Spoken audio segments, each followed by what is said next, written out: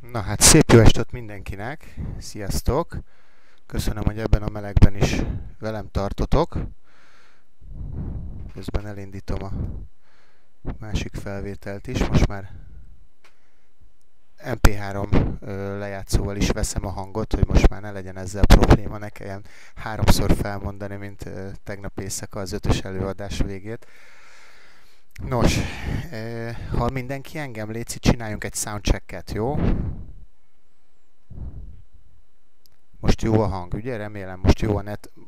Kedden azért nem volt jó, mert a UPC-nél, a szolgáltatómnál rendszerleállás volt. Oké, köszönöm szépen. Jó, megyünk akkor. Azt szeretném kérni most már, hogy a 6. előadáshoz közeledünk, hogy küldjetek nekem visszajelzéseket ugye a tematikával kapcsolatban, az előadásokkal kapcsolatban, hogy nem gyors-e, érthető, amit mondok, írjatok, hogy miről szeretnétek hallani, nekem ugyan megvan a tematikám, de ha valakit valami speciális dolog érdekel, akkor szívesen beszélünk arról, jó? Tehát, hogy küldjetek valami visszajelzést, hogy kell-e változtatni, nem gyors, nem túl gyors, nem túl lassú-e, nem, tehát, hogy érzitek, hogy haladtok ezzel a dologgal, jó? Ezt rakhatjátok a táblázaton kérdések mezejébe, vagy csinálhat valaki egy külön fület visszajelzések néven, és akkor nem töltjük a postafiókomat, de lehet e-mailben is ezt, jó? Köszönöm szépen, gyorsan megválaszolok egy pár kérdést, amik fölmerültek e-mailben és a táblázaton keresztül. Kérdezte valaki, hogy a Market Wizards hanganyagban szerepel egy olyan idézet, hogy ha a pénzpiac aktív, az ázsiai mozgást is figyeld. Mit jelent az ázsiai mozgás? Ugye az ázsiai piac, hát azt igazából a japán sessionnek hívjuk, az hát azt hiszem, hogy 1:30-kor nyit a japán piac, itteni magyar idő szerint 1:30-kor, és délelőtt 10:30-kor zár. Tehát ez az ázsiai session, az ázsiai kereskedési idő. Ezeket érdemes figyelni ilyenkor, mondjuk a Nikkei Index az a legfontosabb ázsiai részvényindex mutató, tehát a Nikkei Index, a japán tőzsdeindex, hogy ott hogy alakult a kereskedés, illetve, hogy az éjszakai szakaszban, tehát ebben az ázsiai szakaszban magyar idő szerint 1:30 és 10:30 között hogyan alakultak az árfolyam mozgások. Éjszaka általában hiába erős gazdaság Japán, meg sokan vannak Ázsiában, igazából nem képviselnek túl nagy tőkeerőt. Tehát mondjuk, ha megnézitek a major párokon, a devizapiacon, Euró-USD-ben éjszaka sokkal kisebb mozgások szoktak lenni, mint az európai kereskedési szakaszban. Jellemzően egy sávozó, egy oldalazó mozgás szokott lenni éjszaka, vagy pedig az európai mozgással ellentétes mozgás gyakran. De egy olyan általában Euró-USD-ben azt nézem, hogy egy olyan 30-40 pipes range-ben ez a sávban mozog éjszaka az ázsiai kereskedési szakaszban az ár, és akkor ha már a kereskedési szakaszokról beszélgetünk, akkor tehát kezdődik az ázsiai magyar idő szerint 1:30-kor, most minden magyar idő szerint mondok. Magyar idő szerint 1:30-kor, bezár 10:30-kor. Aztán reggel 8-kor nyit a frankfurti, tehát a német piac, az európai piac tulajdonképpen.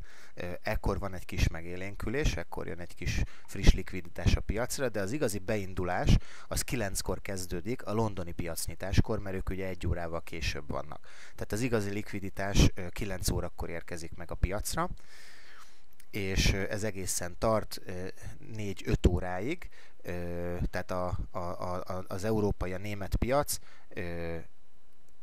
reggel 8-tól délután 4-ig van nyitva, az angol, a londoni piac 9 órától, tehát a londoni bankok, inkább úgy mondom, nyitvatartási ideje, kereskedési ideje és munkaideje az itteni idő szerint 9-től 5-ig van, és akkor nyit olyan 2:30-3 körül nyit, hát itt mindenki más mondom, máskor nyit a részvénypiac, meg máskor kezdenek el a bankok dolgozni az USA-ban, meg ugye ott is vannak különböző időzónák, tehát körülbelül 2:30 körül szokott nyitni, azt mondjuk, tehát a devizapiac, amerikai bankok nyitása az körülbelül itten idő szerint 2:30-ra tehető, és ők nyitva vannak egészen este 10-ig, tehát fél 3-tól este 10-ig tart az amerikai szakasz.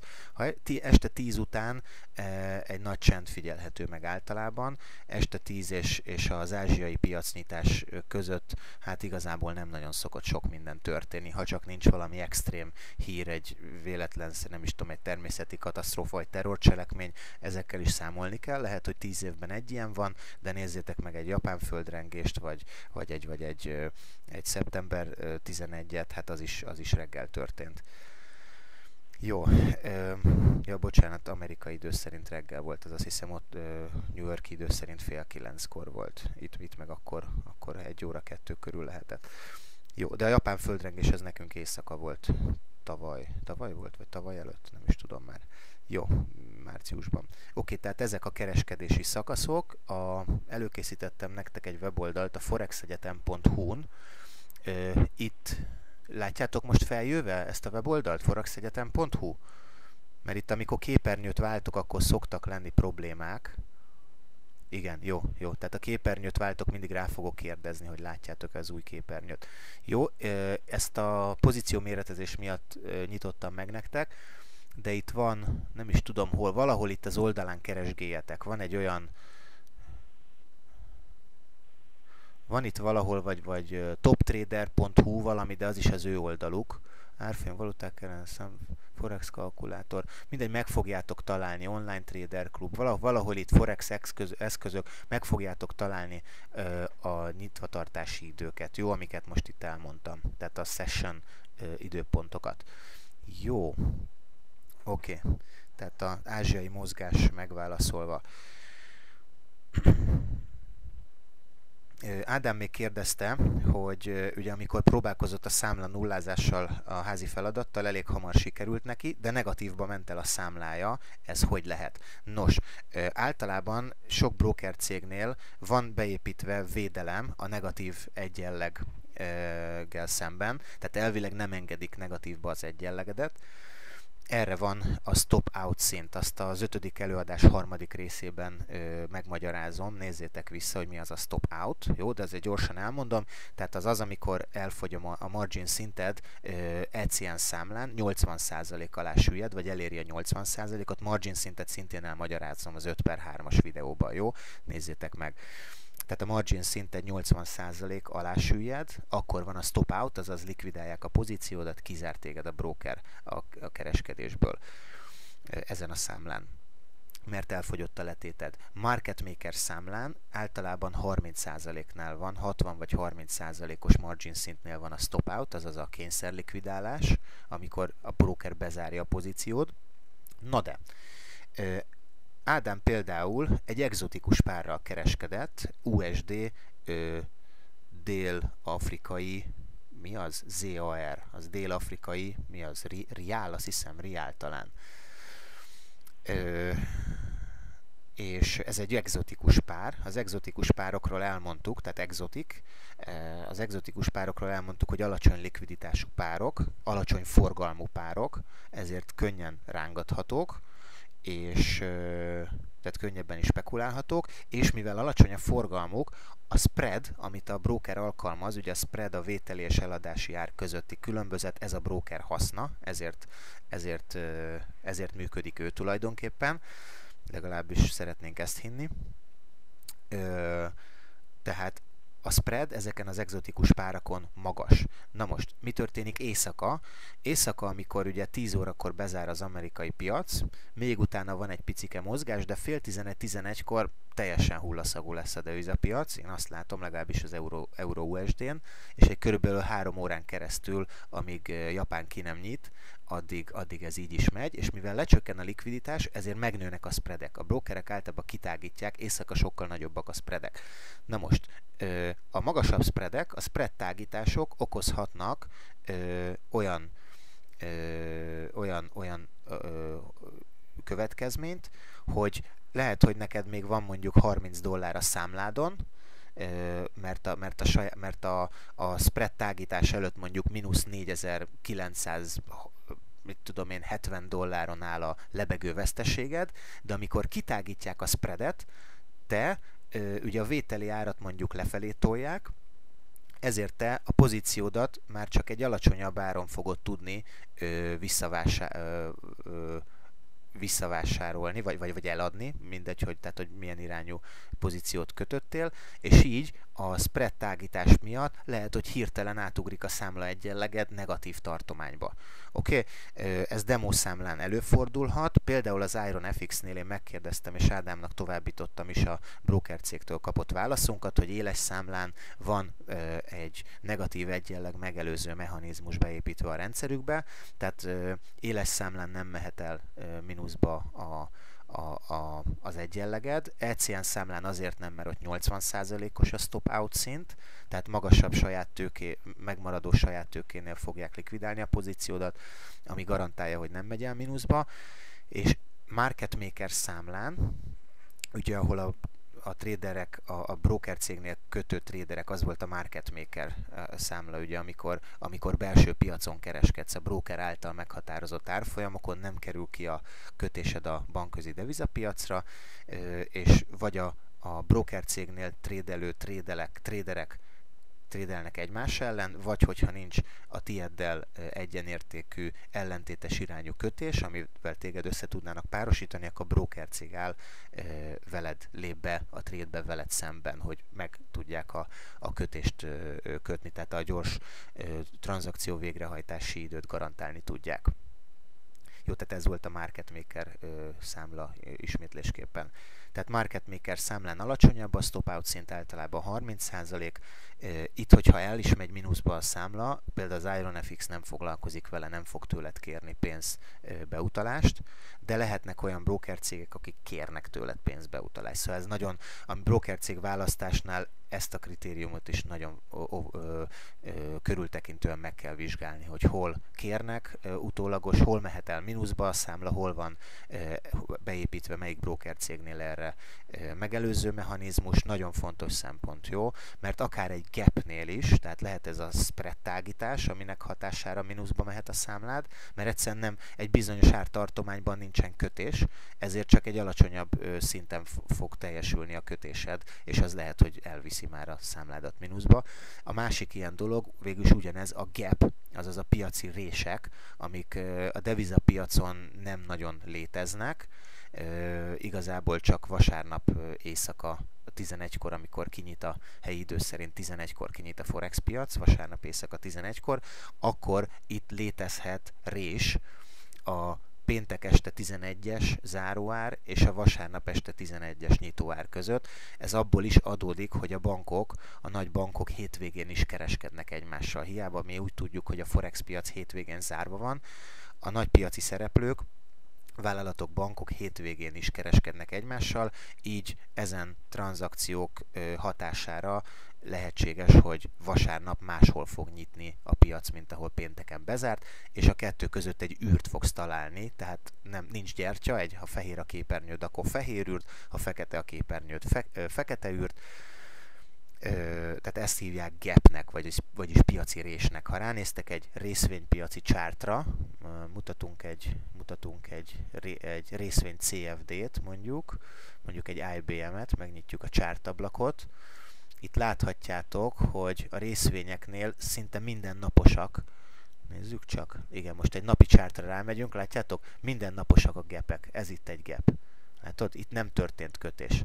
Bezárt itt az egyik nap, itt április 18-án itt bezárt, és április 19-én így nyitott ennyivel lejjebb. Itt is van egy gap, itt is van egy gap, ez is egy gap, ez is egy gap. Az a kérdés, hogy az ECM broker is tágíthat-e spreadet.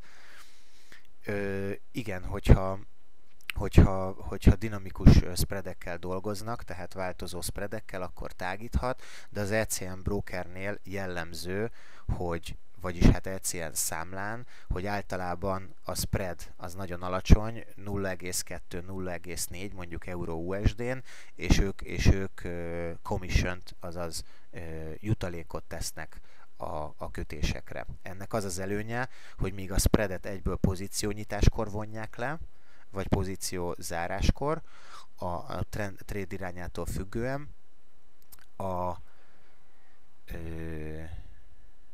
a commission pedig a pozíciózárás után számolja föl neked a broker cég, ami azt eredményezi, hogy míg ha magas spreadekkel jól dolgozik a broker cég, akkor a stop szintedet például előbb fogja kiütni. Tehát lehet, hogy nem járt még ott az árfolyam, de a spread miatt mégis kiüti az ára a stoppodat.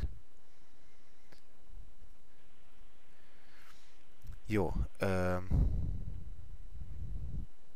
Oké, tehát ennyi az ECN-ről, és ez volt a gapekről, jó? És a gapnek még ugye az a jellemvonása, hogy ott nem történik piaci üzletkötés, ezért, hogyha te pont a gapbe tetted akár a céláradat, akár a stop szintedet, akkor a piac át fogja ugorni a stoppodat, és lehet, hogy mondjuk 100 pippel arrébb, mert vannak ilyen gapek is, hogy 100 pippel arrébb teljesül a stop megbízásod, így az előre kalkuláltnál nagyobb lehet a veszteséged. Volt már, láttam, nem is olyan rég, szerintem április-március tájékán volt egy 220 pipes gap péntekről vasárnapra euró USD-n, meg az euró-yen páron is. Azt hiszem 240 pipes gap, tehát az azért kellemetlen egy ilyenben benne lenni, ezért nem nagyon szeretik a traderek hétvégére nyitva hagyni a pozíciókat, ha csak nem valami nagyon hosszú távú, mondjuk egy investor style, egy befektetési típusú, egy pozíció tradingben vannak benne, ahol 3-400 pipes stoppal dolgoznak mondjuk, és parányi pozíciókkal. Ott igazából mindegy, nem számítanak a gapek. Jó? Na, oké, tehát ez volt a negatív egyenleg. A korrektebb broker cégek tesznek a negatív számla egyenleg megelőzése ellen, úgyhogy ezt, amit mondtam, a forexpsarmy.com vagy a 100forexbrokers.com oldalon tudtok válogatni brokerre különböző szempontok alapján. Jó, még visszatérve a házi feladathoz, sokan beküldtétek és jelöltétek a táblázatba, ezt köszönöm, a számla nullázást megcsináltátok, van akinek egy-két trédből sikerült, ennek igazából az volt a célja, ennek a kis gyakorlatnak, hogy meglássátok, hogy hogyan kell számlát nullázni. Ugye a tapasztalat az volt, azt arról tájékoztattatok, hogy nagy pozíciót kellett nyitni, lehetőleg stop nélkül, de az se volt baj, hogyha ugyanezt mondjuk egy egzotikus páron teszed, és nyitva hagyod éjszakára a pozíciót, mert az egzotikus páron ugye sokkal nagyobbak az alacsony likviditás miatt, sokkal nagyobbak a spreadek, a vétel és eladási ár közti különbözet, és ezért ez is hozzá fog segíteni a pozíciód értékének a csökkenéséhez. Tehát a lényeg az, hogy nagy kockázatot vállalva, stop nélkül, nagy pozícióval léptünk trédbe, és ha ellenünk ment a piac, akkor ott lett számlanullázás. Vagy hogyha velünk az irányunkba ment, akkor mondjuk lezárjuk kis nyereségben mindig lezárjuk a pozíciót, és viszont amikor ellenünk megy, akkor reménykedők leszünk, várjuk, hogy visszafordul, talán visszafordul, és hopp, ott a margin call. Akkor valószínűleg mindenki látta, hogy kipirosodott ez a szürke vonal, ugye elfogyott a margin szint, lecsökkent, nem is tudom, 30% alá, ez a vonal itt kipirosodott, és stop out, azaz zárták a pozíciót automatikusan a brokernél. Tehát akkor megtudtuk, hogy mit kell tennünk, hogyha számlát akarunk nullázni. Akkor állítsuk fel az antitézist, és nézzük meg, hogy mit nem szabad tennünk, hogyha nem akarunk számlát nullázni. Tehát ugye mit ne tegyünk, ha nem akarunk számlát nullázni, ne nyissunk irdatlan nagy pozíciót, használjunk stoppot, és a többi, és a többi. Jó? Kezeljük a kockázatot. Jó, ez igazából csak egy ilyen kis vicces gyakorlat volt, egy mókás kis kísérlet. Jó, tehát hogyha számlát akarsz növelni, akkor csináld az ellenkezőjét, mint amit most csináltál, amikor számlát nulláztál. Itt ez a lényeg. Jó, akkor kezdjük a mai leckénket, előadásunkat. Igazából még mindig alapfogalmakkal fogunk foglalkozni, de ha eljutunk odáig, akkor az előadás végén már egy stratégiát is fogok nektek mutatni, egy egyszerű stratégiát, amivel lehet már gyakorolgatni, lehet piacra lépegetni. Jó. Akkor pozíció méretezés. Ha valaki esetleg meg tudta nézni éjszaka, ugye itt a hangproblémák miatt, sorozatos hangproblémák miatt újra vettem az 5. lecke, 5. előadás utolsó 50 percét, és mire harmadszor újra vettem, hát azt hiszem sikerült a legjobb előadást kanyarítani belőle. Picit hozzá is tettem, például hozzávettem a pozíció méretezést, mert volt ilyen kérdés, erre vonatkozó kérdés. Itt még látjátok a kiírt információkat a pozíció méretezéssel kapcsolatban. Most ezt gyorsan ledarálom, ha esetleg valaki még nem tudta megnézni, hogy értsétek, hogy miről van szó. És azért azt kérem, hogy mindenki nézze meg az 5/3-as videót a YouTube-on, jó? Mert ott azért érdekes dolgok hangzanak el, és komoly, fontos alapfogalmak. Jó. Oké, tehát volt egy olyan kérdés, hogy hogyan döntse el valaki, hogy amikor trade-be lépünk, akkor milyen pozíció méretet válasszon. Ugye amikor azt mondjuk, hogy új megbízás, akkor itt meg kell adnunk egy mennyiséget, hogy mekkora mennyiséggel lépjünk piacra. Ugye, hogyha itt egy ökörnagy lottal lépünk be, ugye ez a számlanullázó lot, tehát ezek a számlanullázó méretek körülbelül, és ha sokáig akarsz kereskedni, akkor itt valahol az elején kell a pozíciódat megválasztani, hogy pontosan ez számszerűen hogy néz ki, azt most elmondom. Az egyszerűség kedvéért, az egyszerű számok, hogy egyszerűen tudjunk számolni, vegyünk egy 10 000, most vonatkoztassunk el ettől a számlától, meg attól az $5000-ostól, ami nektek van. Nézzünk egy 10 000 dolláros számlaméretet, jó? És határozzuk meg, hogy a stratégiánkban, most csak mondok egy példát, 1%-ot kockáztatunk minden trade belépéskor. Jó? Tehát a számla méretünknek, ami $10,000, 1%-át kockáztatjuk. Tehát a $10,000 az 1%-a 100 USD lesz, tudjuk, hogy nominálisan bármerre megy a piac, nekünk ezen a tréden maximum $100 veszteségünk lehet. Jó? Általában azt szokták mondani, hogy egy tréden ne kockáztass többet, mint a számlád 1 vagy 5%-a. Jó? Van, aki csak fél százalékot kockáztat egyébként, komoly tréderek. Nos, akkor ugye a pozícióba lépés kritériumai. Én tegnap itt állt az árfolyam, éjszaka, amikor a 4 órás csárton vagyunk most, bocsánat, 4 órás csárton, jó? Tegnap itt állt az árfolyam, amikor pozícióba léptem. Ugye azt mondtuk, hogy van egy $10,000 számlánk, a stoppunkat az egyszerűség kedvéért most 100 pipre tettem, jó? Tehát innen, körülbelül, igen, 100 pipre tettem a pozíció nyitási szintünktől, azért, hogy egyszerű legyen számolni, jó? Amúgy valószínűleg ide tettem volna az előző csúcs fölé. Tehát az előző jelentős csúcs fölé, vagy a trendcsatorna fölé tettem volna a stoppomat egyébként, ha most szigorú akartam volna lenni, csak azért tettem ide 100 pipre, hogy egyszerűbben tudjunk számolni, jó?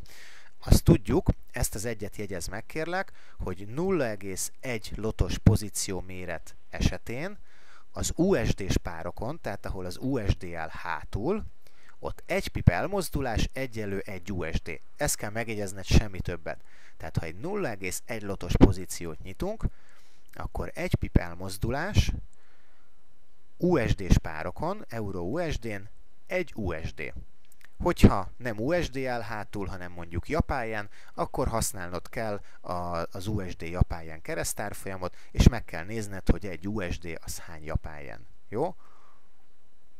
Mert ott azt át kell akkor számolni, de erre mindjárt lesz egy pozíció méretező segítségünk. Jó, tehát egyre maradjunk az USD-s pároknál, egyszerűbb számolni. Tehát 100 pipre tettük a stoppunkat, ha 0,1 lotos pozíciót nyitnánk, akkor 100 pipnél veszítenénk $100, ugye? Mert 0,1 lotnál 1 pip az $1, tehát 100 pip az $100. Hoppá, ez pont ami előre meghatározott 1%-os, azaz $100 vesztesség keretünk. Jó? Tehát a pozíciónkat akkor 0,1 lottal nyithatjuk.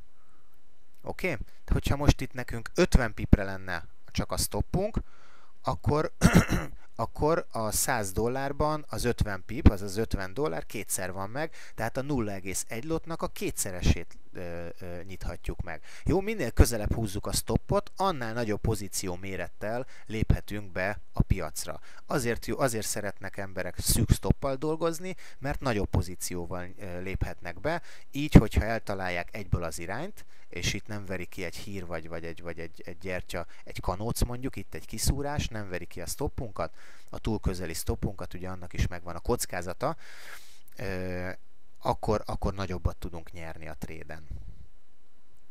Azért az elég rossz érzés, amikor beteszed a stoppodat,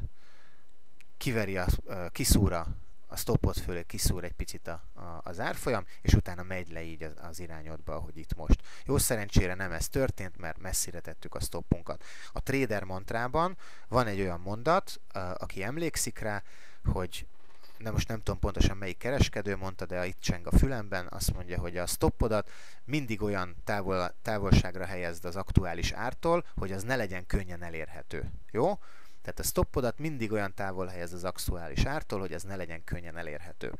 Jó, hogy meglegyen az minimum 1/1-es hozamkockázati arányunk, ezért a take profit szintemet is betettem 100 pipre. Jó, picivel többre, majdnem 110-re. És beléptem, itt már, ez már számlatörténetben van szerencsére, ez a trade, és beléptem ugye a 0,1 lottal, és betettem a stop loss szintet és a take profit szintet 100-100 pipre. Egyébként jobban szeretjük, ezt most csak az egyszerűség kedvéért csináltam, jobban szeretjük, hogyha kockázat-hozam arány az körülbelül másfeles vagy kétszeres, jó? Tehát szeretjük a magasabb kockázat-hozam arányt. Magasabb idősíkokon 1-2, 1-3, 1-4-jel szoktak belépni, stratégia függő. Alacsonyabb idősíkon scalperek, daytraderek M1-en, M5-ön, M15-ön meg szoktak elégedni az 1-1-es RR-rel is. Jó, és akkor itt már egyből egy stratégiát láthattok tulajdonképpen egy kábel csatornában haladó árfolyamról. Ugye itt voltak, bejelöltünk jelentős csúcsokat a 4 órás charton, amik csökkennek, tehát látjuk, hogy a jelentős csúcsok mindig egyre lejjebb vannak. Ezek egyébként az esőtrend kritériumai, eső csúcsok és esővölgyek. Jó, de legalább esővölgyeknek kell lenni az esőtrendben. De itt is láthatjuk, itt egy csúcs, és mindegyik szépen esik. Rá is tudunk rajzolni egy esőtrendvonalat, és a völgyekre is rá tudunk rajzolni egy esőtrendvonalat, és annál szebb a történet, hogy minél jobban párhuzamosak ezek a vonalak. És hogyha ezek párhuzamosak és nem összetartanak, akkor ez egy gyönyörű, szép kérdés nélküli esőtrend.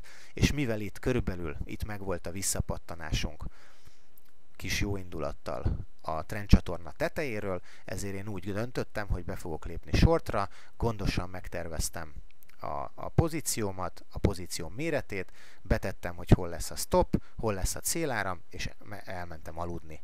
És azt láttuk ma délutánra, voltak itt hírek, majd erre mindjárt kitérünk, hogy az ECB, az Európai Központi Bank sajtókonferenciáján Mario Draghi, az ECB, az Európai Központi Bank elnöke olyan nyilatkozatot tett, amit a piac ilyen eséssel honorált az euró-USD páron, azaz euró gyengülés és dollár erősödés következett be a beszéd hatására. Mindegy, hogy mit mondott, így értelmezte a piac. Jó, és ez a gyertya a beszéd hatására ki is ütötte a take profit szintünket, sőt, egy picivel még lejjebb is ment, egy 10-20 pippel. Jó, tehát ez a trade, ez pluszosan záródott. Oké, mert ugye elértük, azért is számoltam így, hogy itt lesz a trendcsatorna alsó része. Jó, ez egy tök egyszerű stratégia, ez már alapoktól el is kezdhető. Ha látsz egy ilyen trendcsatornát, fölpattan az ár, lepattan, fölpattan, lepattan, fölpattan, lepattan, a második vagy harmadik fölpattanás és mondjuk egy gyertya, tehát már látod, hogy a visszapattanás már elkezdődött, tehát egy vagy két gyertya már lefelé jön az emelkedő trendvonalról, vagy itt mondjuk fölfelé, akkor be lehet szállni. Tehát nem ebben a gyertyában szállsz be, hanem a konfirmációs gyertyában, ami már neked konfirmálja a visszapattanás irányát. Még valami, mivel a főtrendünk eső, ezért valószínűleg trend ellen trend ellen nem kereskedünk olyan gyakran, vagy van, aki nem mer kereskedni. Azt gondolom, lehet trend ellen kereskedni, ilyenkor azt szokták mondani, hogy de felezett pozíciómérettel. Tehát ha mindenképpen benne akarsz lenni ebben a mozgásban is, lehet, meg lehet lovagolni minden hullámot, csak akkor tudjuk azt, hogy trend ellen kereskedünk, és úgy méretezzük a pozíciónkat. Jó? Tehát akik kereskednek trend ellen, mondjuk itt ezt a visszapattanást itt le akarják trédelni idáig fölfelé, akkor esetleg egy kisebb pozícióval szállnak be, akkor nem 1%-ot vállalnak be, hanem csak fél százalékot. Jó? De egyébként nem kell, ez is egy kezdő hiba, hogy minden mozgást el akarnak kapni, minden mozgásnak részesei akarnak lenni. Nem kell, nem kell. Itt a Forex piacon nem igaz az, meg a tőzsdei kereskedésben, hogy aki keményen dolgozik, aki sokat köt, az többet is keres. Jó? Tehát itt az hozza a pénzt, szintén trader mantra, itt nem az hozza a pénzt, ha keményen dolgozol, hanem az, hogyha ülsz a seggeden és csak figyelsz. Jó? És ráülsz a kezedre, hogy még csak véletlenül se tud lenyomni a gombot, mert hajlamosak vagyunk akkor is kereskedni, ha nincs valójában kereskedési lehetőség. Jó? El kell dönteni, hogy a stratégiádból le kell írni, majd a stratégiai építésről fogunk konkrétan beszélni pár óra múlva, pár előadás múlva, hogy hogyan épül fel egy stratégia, miket kell tartalmaznia, és nagyon fontos, hogy legyen egy saját leírt stratégiád, jó? És az olyan, mint egy program, amit a számítógépnek megadnak, jó? Tehát egy számítógép vagy kereskedés közben csinálod, amit a stratégiád mond, attól nem térsz el soha. Jó. Nos, akkor, tehát itt volt akkor egy trade belépésünk, ezt megbeszéltük, pozíció méretezést megbeszéltük, egy segítség a pozíció méretezéshez, meg én visszamegyek, ide készítettem nektek a Forex Egyetem weboldalát. Léci, nyomjatok nekem egy okét, hogy látjátok most az új képernyőt. Oké, köszönöm szépen. Rendben, köszi, oké, köszi. Árpi kérdező, hogy sűrű lehet rendcsatornát látni? Árpi, figyelj csak, itt kiveszed ezt a zöld háromszöget, fogod az egeret, a scrollt, elkezded szépen léptetni, jó? Mondjuk egy 4 órás csárton, és a választ saját magad meg fogod találni, jó? Most hiába mondom azt, hogy igen, mert biztos lesz olyan trader, aki profitos, és azt mondja, hogy nem. Jó, egyébként azt szokták mondani, hogy tehát magadnak higgy, hogy te mit tapasztalsz, a saját megtapasztalásaidnak higgy, lehet trendcsatornákat találni gyakran, igen, de hát ezek se 100%-osan megbízhatóak, jó? Hát ez se egy trendcsatorna, meg ráadásul össze is tart, szűkül, itt már egy sávozás látható. Szóval lehet trendcsatornákat keresni. Ez most egy véletlen dolog volt, hogy ilyen szépet találtunk. Ilyen szépet ritkán lehet találni egyébként, amit most mutattam az előbb a trade belépéskor. Jó, hát ez is lehet egy trendcsatorna, mondjuk túl sok érintése nem volt, de valami hasonló.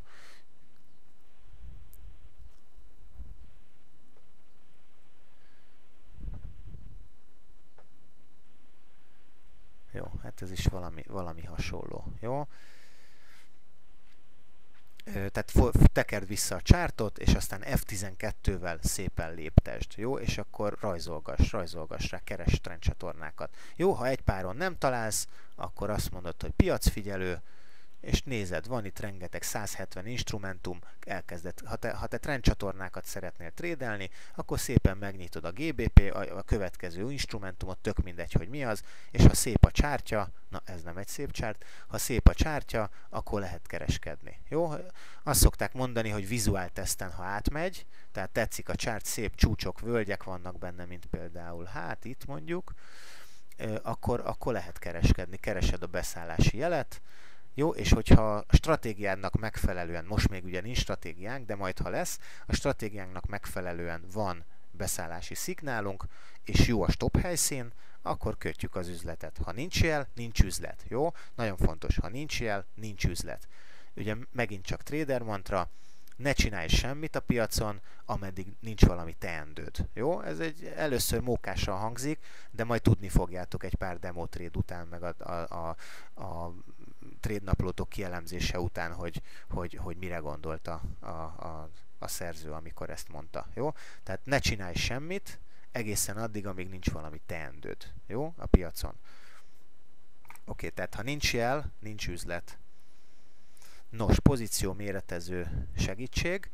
Itt ugye az a kérdés, hogy a pozíciónkat hogy válasszuk meg. Itt az account currency-t beírod, jó? Ez egy nagyon jó segítség, én ezt szoktam használni egyébként pozícióba lépés. Van, aki Excel táblát gyárt rá, lehet, minek, ha itt van ez. Jó, itt van ez a link, még egyszer ide be nyomom nektek.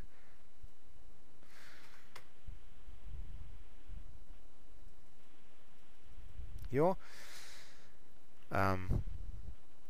Tehát ez a Forex Egyetem pozíció méretező. Account size, ide beírjuk, hogy milyen pozíció, mekkora számlával rendelkezünk. Mondjuk beírjuk, hogy $3500.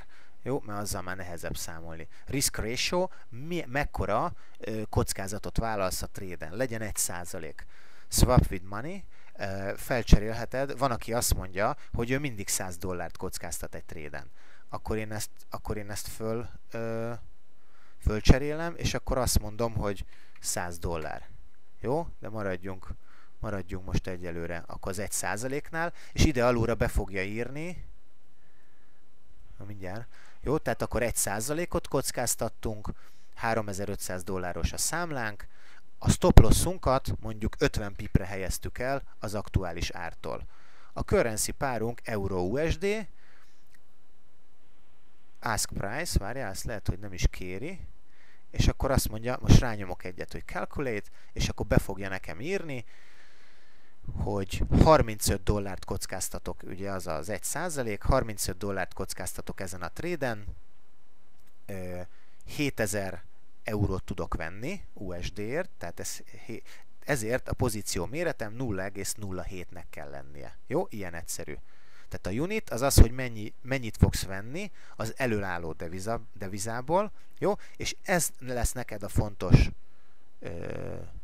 paraméter, a LOC, tehát a pozíció méreted, hogy mekkora pozícióval mekkora méretű pozíciót nyithatsz. Jó? Nézzünk egy másik példát, mondjuk eurós a számlám, nem maradjunk USD-nél, és én mondjuk USD japán jent nyitok. 1%-ot kockáztatok, megint 50 pip, legyen mondjuk 65 pip, mindegy, tehát ezt mindig a chart mondja meg egyébként, hogy hol a stop szintem. Tehát mondjuk most itt vagyok, csak mondok valamit, oké, mondjuk itt vagyok, és valamiért úgy dönt valaki, hogy ő itt longolni fog, azaz long trade-et nyit, fölfelé lépünk be. Akkor hova tennénk a stoppunkat? Valahova ide, az utolsó jelentős völgy alá, valahova, mondjuk ide, ha longolsz, jó? Shortra itt még, hát nincsen, de egy ilyen nagy testű gyertya után shortra belépni, én azt gondolom, hogy én megvárnám a visszatesztet, mondjuk legalább amíg ezt a szintet visszateszteli az ár, ide följön, és utána, ha ez konfirmálódik, hogy erről a szintről visszapattantunk, majd ezt is fogjuk venni, ezt a szignált, akkor utána lépnék be itt longra, vagy shortra, bocsánat. Tehát itt a nagy gyertyák után nem azt mondom, hogy longra kell menni, de meg kell várni a visszatesztet mindenképpen. Jó? Tehát ez egy türelemjáték, itt nagyon fontos a türelem. De ha itt valaki longra menne, ugye az utolsó jelentős... Aha, Gábor azt mondja, ezzel a szép gyertyával nullázta le. Oké, szuper. Szóval látjátok, majd mindjárt meg fogjuk nézni, hogy mi volt ez a szép nagy gyertya, és miért volt. Jó? Mikor vannak ekkora gyertyák. Jó, de most ide rakjuk a stoppunkat, akkor ez például egy 53 pipes stop. Jó? Tehát akkor a pozíció méretezésnél akkor ide írtuk, hogy 53 pip. Jó, és akkor most a pozíció méretünk az GBP USD volt. Jó, és akkor azt mondjuk, hogy kalkuláljon.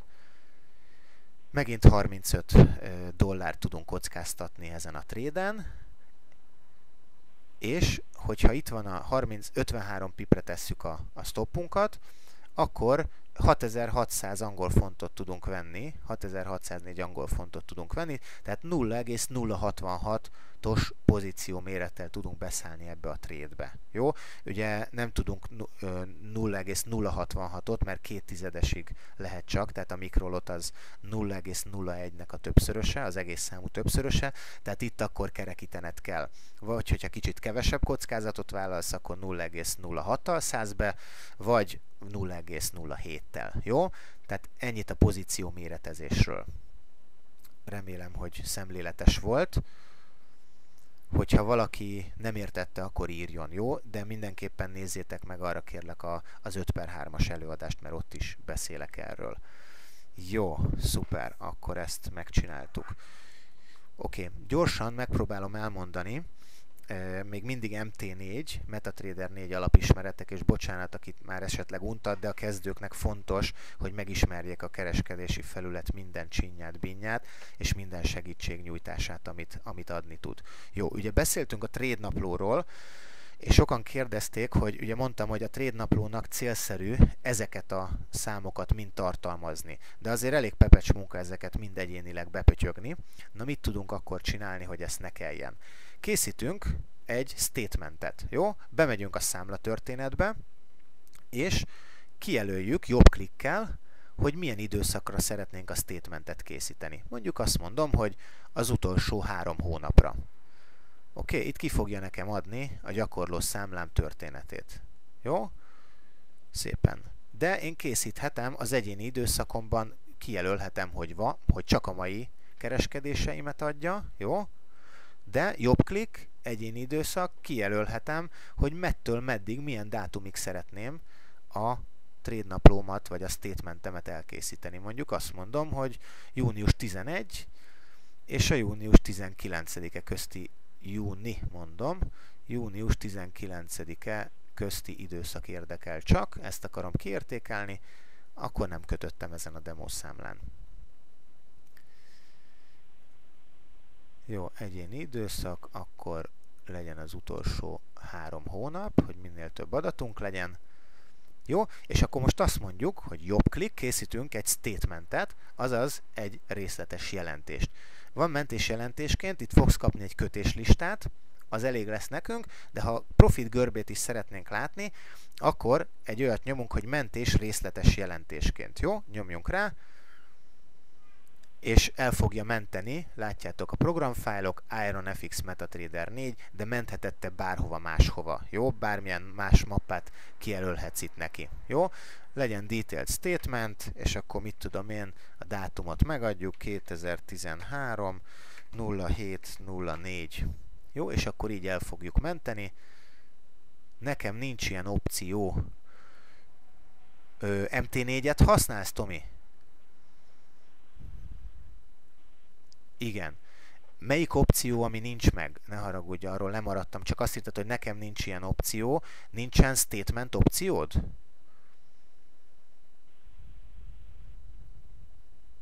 Tehát nincsen statement. Be vagy jelentkezve a számlába? Biztos be vagy, mert te már profi vagy, úgy látom a megjegyzéseidből. Tehát akkor be vagy jelentkezve, látod, hogy kereskedés, számlatörténet. Nyomsz egy jobb klikket, és nem látod ezeket az opciókat, hogy mentés jelentésként? Mentés részletes jelentésként? Nem látod?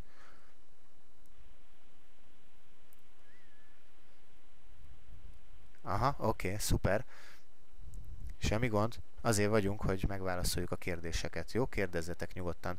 Jó, akkor haladhatunk tovább. Tehát mentés részletes jelentésként ezt a böngésződ ablakába fog megnyílni, és akkor itt látjátok a számlaszámot, a nevet, itt látjátok a leverage, tehát a számlának a különböző paramétereit. Jó? Itt látjátok a tőkeáttétet, és itt vannak a tranzakcióink. Tehát innen fogjuk kinyerni a trédek paramétereit, és tudjuk átmásolni a trade naplóba.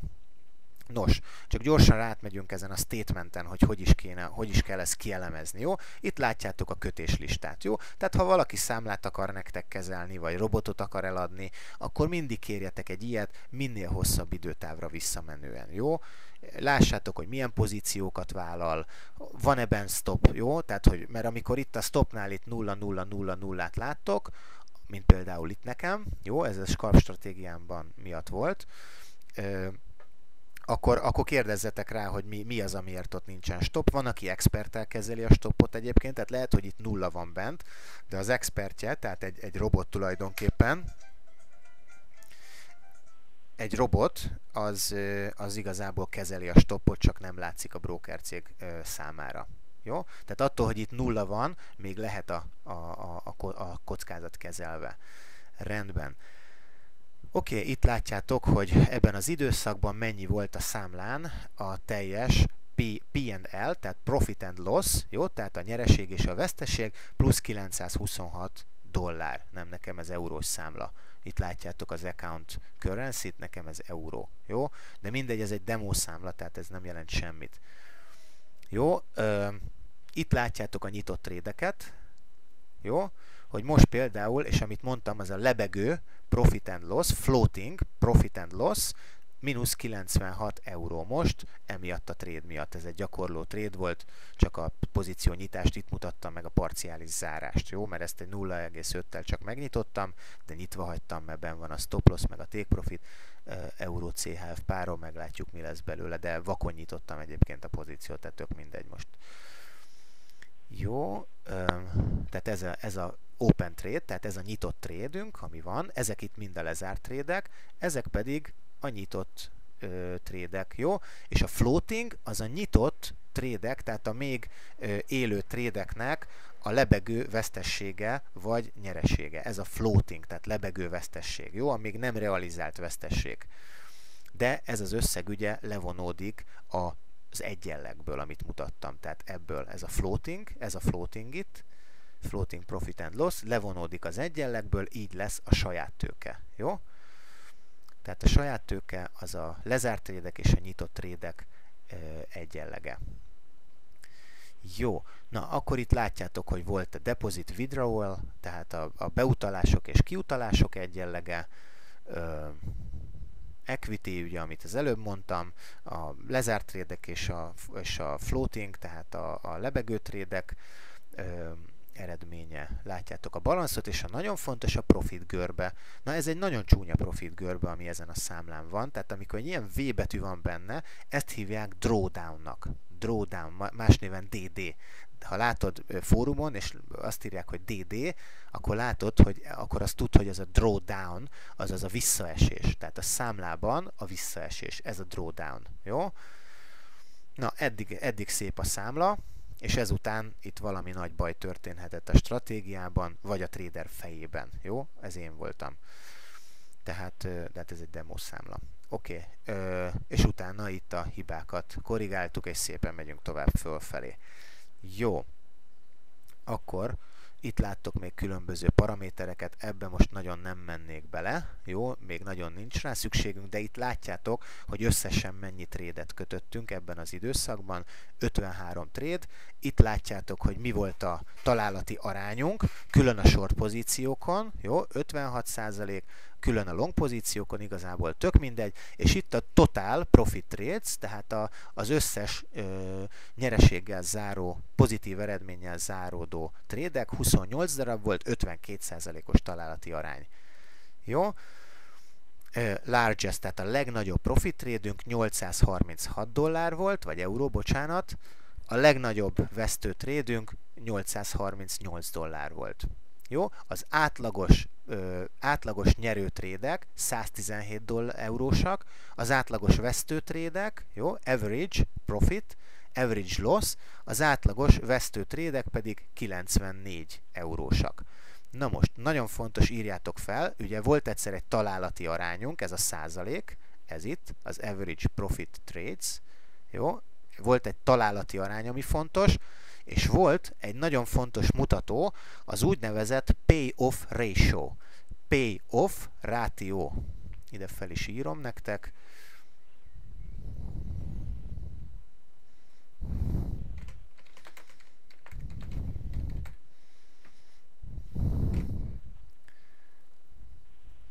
Pay-off ratio. Jó? És akkor van még a másik pedig a találati arány, vagy hit ratio.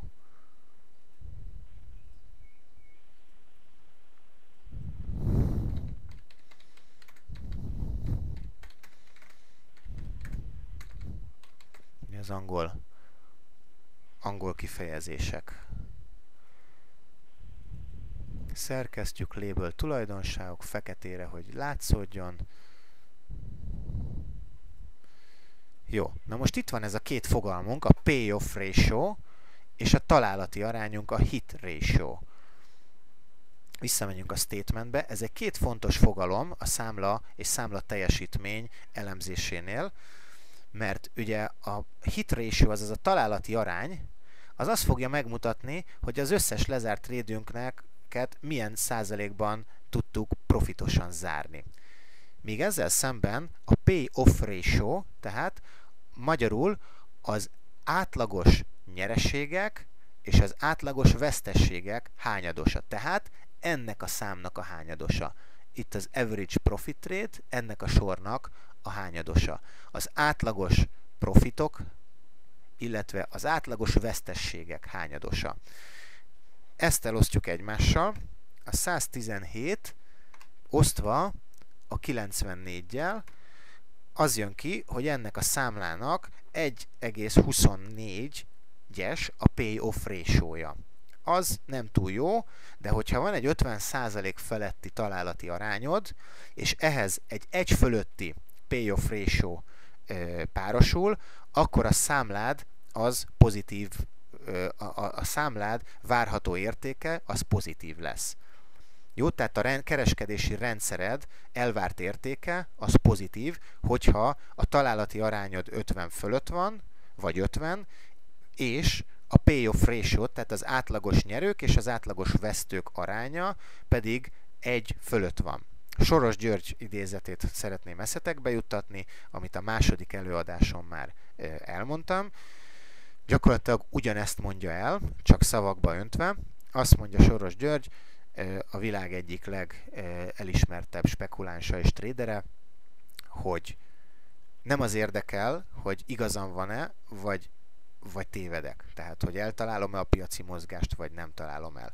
Hanem egyedül az érdekel, hogyha igazam van, mennyit nyerek, ugye? Itt van, hogyha amikor igazam van általában, átlagos szinten ennyit nyertem, illetve ha tévedek, nem találom el a piac irányát, akkor mennyit veszítek. Jó? Tehát a kereskedés hosszú távú sikerének záloga az, hogy az átlagos nyerőid mindig haladják meg az átlagos vesztőidet.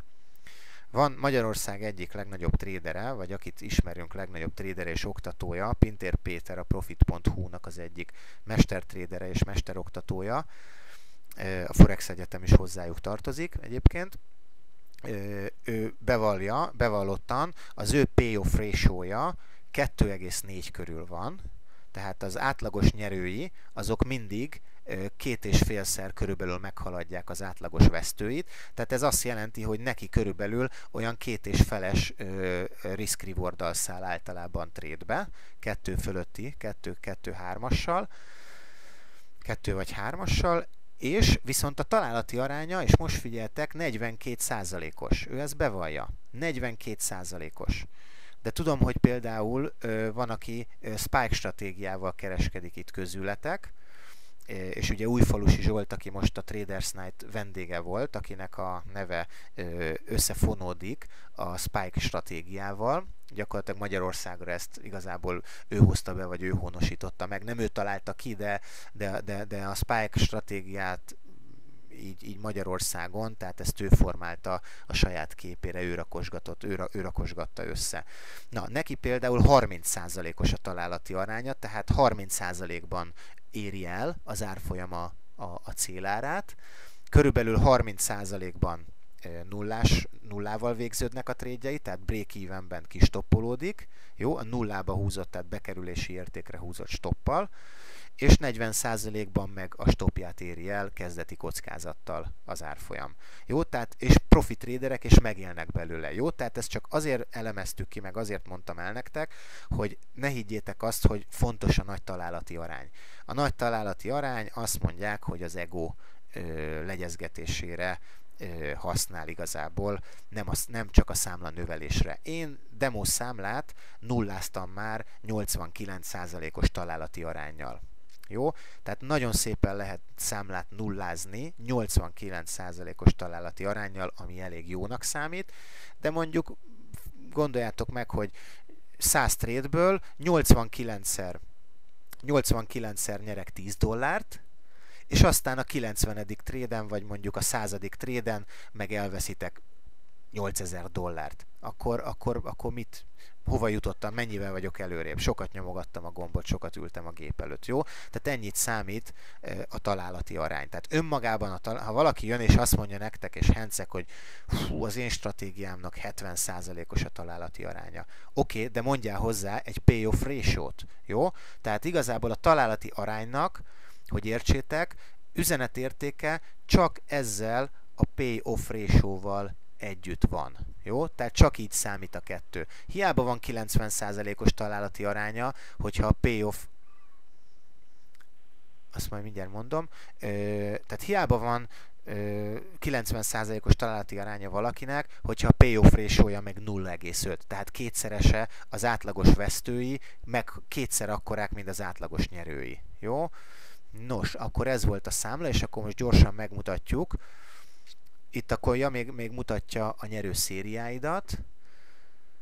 Maximal Consecutive Profit, jó? Hogy négyszer, tehát a legnagyobb nyerő szériám az 4 egymás követő trade volt, és a legnagyobb vesztő szériám összegben ennyi, és darabszámban pedig ez volt. Tehát egymás után 7 trade-et vesztettem el, az volt a legmagasabb legnagyobb vesztő szériám. Egymás után 7 trade. Jó. De ha az átlagban nézzük, az átlagos nyerőszériám az 3, átlagos vesztőszériám az 2. Jó. Na és akkor most megmutatom, amit ígértem, hogy trade naplóba hogyan lehet kinyerni ezeket az adatokat, anélkül, hogy átmásolgassuk és bepötyögjük. Jó? Én a trade naplómat éppen ezért úgy fejléceztem meg. Látjátok az Excel fájlt? Léci, nyomjatok egy okét, hogyha látjátok ezt az Excel ablakot. Oké, jó, rendben. Na, akkor azt fogom most csinálni, hogy az open trade-eket így szépen bemásolom. Nyomok egy másolást.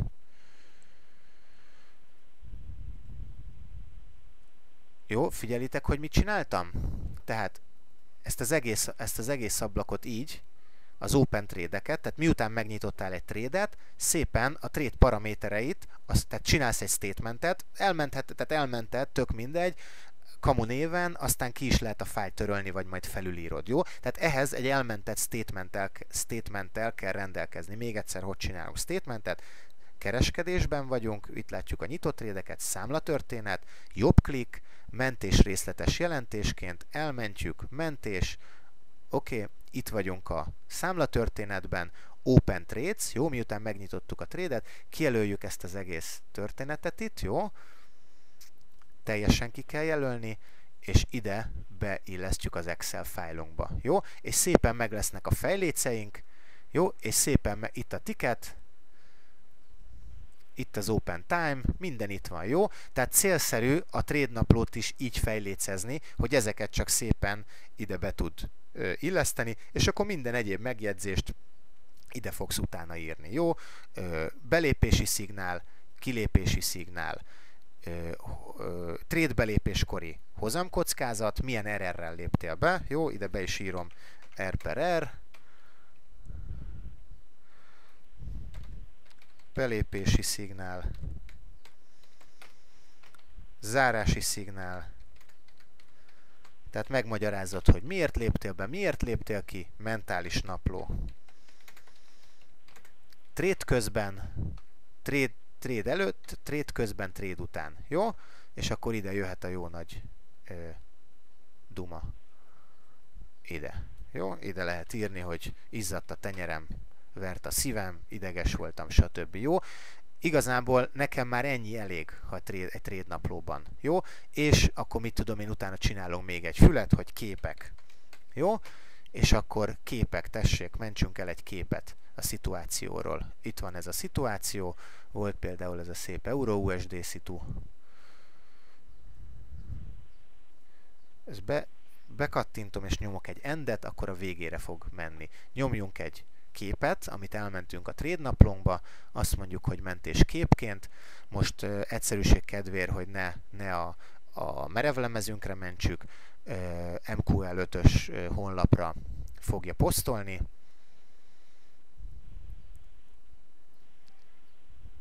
Jó, itt elmentette egy honlapra ezt a képet. Egy okét létszi nyomjatok, hogy látjátok-e ezt a képet most, ezt a oké, rendben, erre a linkre elmentette. Fogom, kijelölöm ezt a linket, másolás, visszamegyek a trade naplómba, és ide azt mondom, ide írom, hogy kép, és ide, erre a szövegre azt mondjuk, hogy beszúrás, hiperhivatkozás, és jobb klik beillesztés, jó?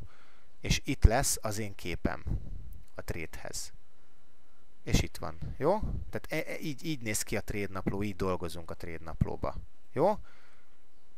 Akinek ez gyors volt, az majd felvételről megnéz és visszatekeri, jó? Tehát így a statementből ki tudjuk nyerni ezeket az adatokat és a fejlécet is, jó? Tehát célszerű, hogy a trade napló így nézzen ki, a fejléc cikkek, a fejléc megnevezések így következzenek egymáshoz viszonyítva, mint ahogy a statementedben vannak, jó? Mert így lesz könnyű a dolgod, jó? Így lehet gyorsan trade naplót írni. Jó, és akkor kérem, hogy aki velem nem osztotta még meg a trade naplóját, az ossza meg velem, jó?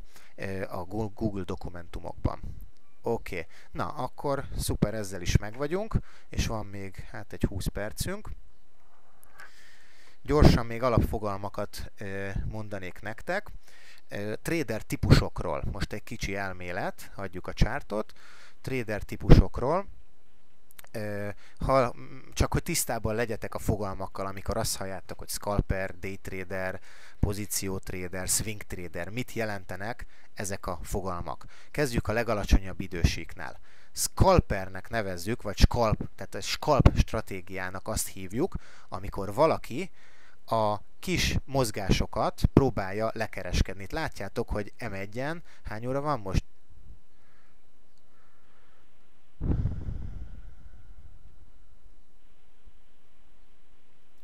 Jó, a végén át fogom nézni a kérdéseket, jó, és akkor megválaszolom. Jó, M1-en vagyunk, látjátok, hogy hát 19:40 van, ilyenkor 7 óra után visszajön a likviditás egy kicsit, amikor 5-től 7-ig az amerikai piacon általában, hát nem tudom, ebédszünet van, vagy egy kis nyugi. Egyébként az európai kereskedési időben is a dél és a 2 között ez az ebédidő dolog, ez olyan, hogy ott is egy kis nyugi van, bár ezt szokták mondani, hogy ebédidő van, és azért van nyugi, ugyanakkor meg azt mondják, igen, függetlenség napja van, köszi, igen, tehát az amerikai piac nincs ma nyitva, igen, ez nagyon fontos, bocsánat, ezt elfelejtettem. Tehát viszont ugyanakkor meg azt mondják, hogy a kereskedések 70%-át robotok végzik, tehát akkor mi szerepe van az ebédszünetnek, nem tudom, mindegy, csak azért mondom, hogy vannak ilyen megközelítések, jó, ilyen vélemények, tudjatok mindkettőről. Jó, tehát most nem igazán aktív a piac, egyrészt mert az európai piac már zárva van, amerikai piac ma meg ki sem nyitott, mert a függetlenség napja van, július 4-e, úgyhogy itt kisgyertyákat fogtok látni. De a scalper igazából kevés pipre megy rá, M1-es grafikonon dolgozik többnyire, és itt a kicsi mozgásokra megy rá. Jó? Tehát mondjuk neki scalper már egy ekkora mozgást eltesz általában. Egy 10 pipnek már nagyon örül, de van, hogy csak egy 5-6 pipre megy rá. Jó? Nagyon szűk stoppokkal dolgozik, ha egyáltalán használ stoppot, és nem mentális stoppal vagy tőkes stoppal dolgozik, akkor ilyen 2-3-4-5 pipes stoppokkal dolgozik, maximum 10-zel, jó, és kevés pipekre megy rá. Ez a scalping, amikor pici mozgásokat akarjuk leskalpolni, lefölözni a piacról. Jó, akkor van egy scalp vagy agresszív day trade, és általában a scalpra jellemző, hogy igazából általában percen belül zárják a pozíciót. Az a klasszikus scalp, amikor percen belül zárod a pozíciót, de általában nincsen, élesen nehéz elhatárolni, nem elmosódik a határvonal a scalp és a day trade között. Jó, mert azért a scalper sem zár mindig 1 percen belül, van, amikor hagyja futni, mert elkap egy jó trendet, vagy nem indult be a piac és nem ütötte ki a stopját, vagy nem valósulnak meg a kilépés kritériumai, akkor van, hogy ő is mondjuk 1 órán keresztül nyitva van. Na, az meg már egy day trade-es jellegű dolog. Jó, felettes idősíkokat azért a scalper is általában néz, ha 1 percen kereskedik, általában ez minden kereskedési stílusra igaz, hogyha mondjuk kereskedem egy adott idősíkon, mondjuk M1-en, akkor hozzá nézek egy pár fölöttes idősíknak a fő trendjét. Tehát nézi az 5 percesnek, az M15-ösnek, maximum az 1 órás grafikonnak a fő trendjét. Jó, tehát az 1 percesen kereskedik, de nézi a pár mondjuk a 15 perces és az 1 órás szinteket is a scalper. Jó? Következő a daytrader. Jó? Daytrader ugye napon belüli kereskedő, nem szereti éjszakára nyitva hagyni a pozícióit a daytrader, nem szeret nyitott pozíciókkal elmenni aludni, mert ő úgy érzi, hogy nem alszik tőle jól, neki kockázatot jelent éjszakára nyitva hagyni, bármi történhet éjszaka, ezért este általában vagy zár a pozíciót mondjuk egy amerikai piaczáráskor 10 órakor, akármi történik, mert ez van, ha vesztességes a pozi, és még nem érte el a stoppot, van, hogy akkor is bezárja, vagy ha nyereségben van, akkor egyszerűen szűkre húzza, nullába húzza a stoppot, és úgy megy el aludni, hogy neki azon a tréden mínusza, vesztessége már ne legyen, vagy pozitívba húzza a stoppot. Jó, tehát a daytrader jellegzetes kereskedési idősíke az 5 perces, 15 perces vagy 1 órás. A 30 perces az egy ilyen, azt kiszokták hagyni, kevesen kereskednek 30 percesen.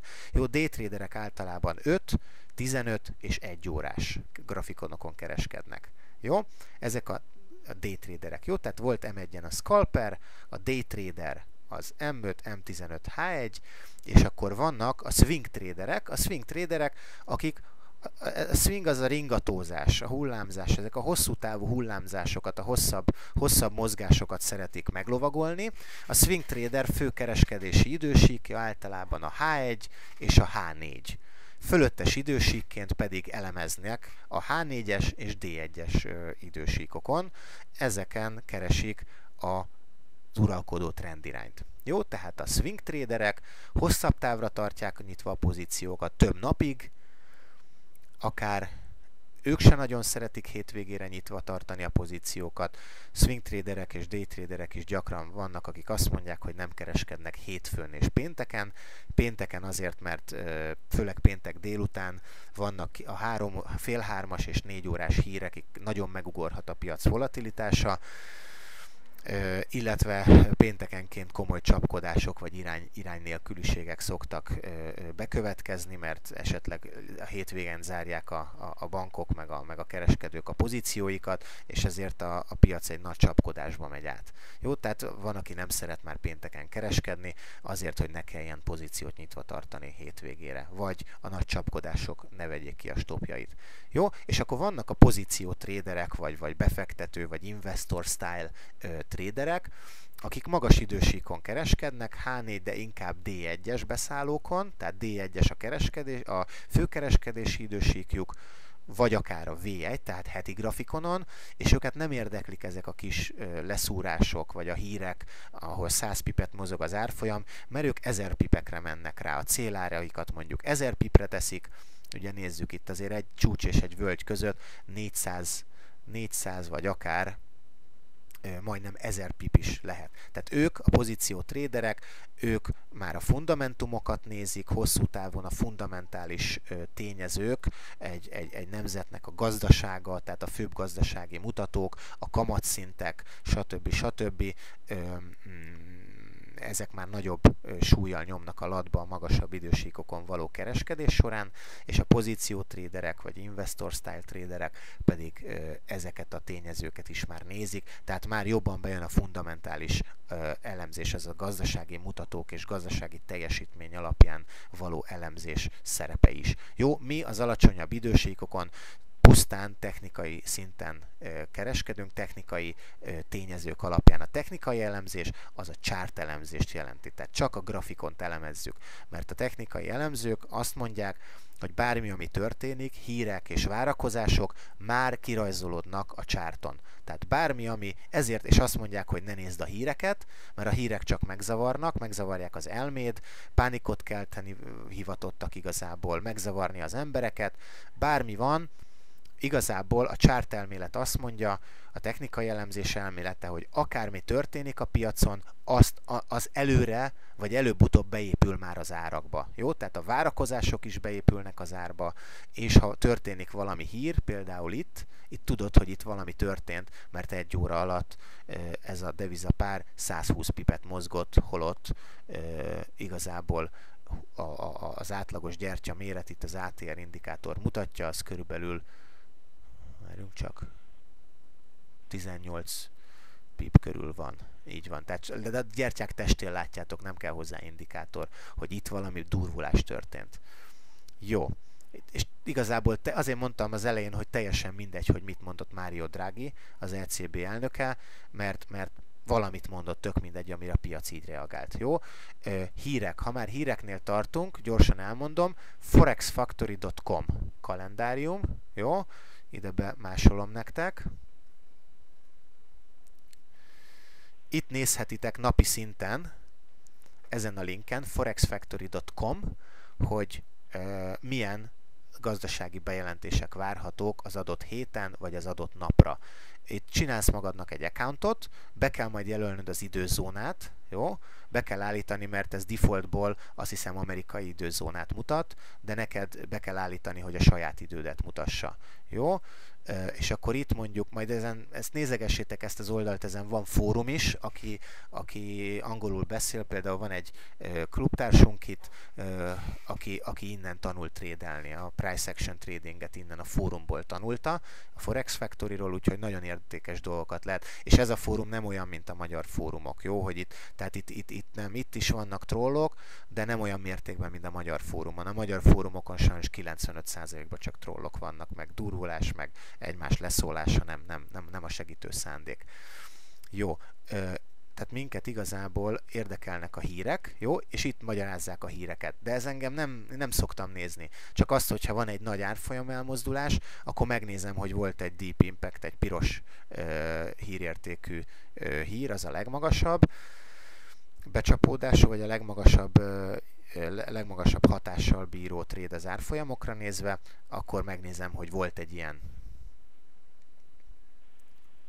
De szoktam nézni, Árpi kérdezi, hogy előre nem szoktad nézni, de ezt akartam mondani, egy daytradernek, ha napi szinten, ha mondjuk H4 alatt kereskedsz,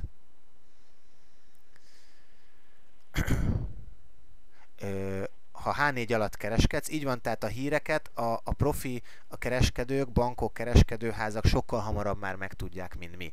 Meg tudod nézni a Bloomberget, van a Bloombergnek online tévéje, tudod nézni, de az mire eljut az agyadig, a gyertya már elindult, és ha benne vagy rég rossz, ha nem vagy benne, meg már nem tudsz beszállni. Jó? Ezért mit szoktam csinálni? Beállítom magamnak filter on, jó? Itt látod filter on, és itt bejelölöm, hogy melyik, igazából narancssárgákat kivehetjük, annak nincs nagy ármozgató hatása. Be tudod jelölni, hogy milyen gazdasági mutatók, illetve hírbejelentések, sajtótájékoztatókat akarsz figyelni. Bejelölheted a devizapárt, hogy milyen devizapárra való kifejtett hatása alapján jelenjenek meg a hírek a te watchlistedben.